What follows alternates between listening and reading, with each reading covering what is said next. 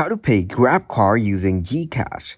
Hello everyone. In this video, I will show you how to pay Grabcar using Gcash. First of all, open up the web browser. Then search here, pay Grabcar using Gcash. After that, click on the first link that appears. Once you get into its site, you can see the process to pay to Grab using Gcash. To pay Grabcar using Gcash, you must link your cash account to your Grab app in order to use your Gcash wallet as a direct payment method. Then follow these 3 steps. First is, when paying on Grab, tap on the option below Payment Details. Then tap on the Gcash button. After that, your cash funds will be put on hold while your food or item is being delivered, or once you end your trip. Thank you guys for watching this video. Hope you got some value.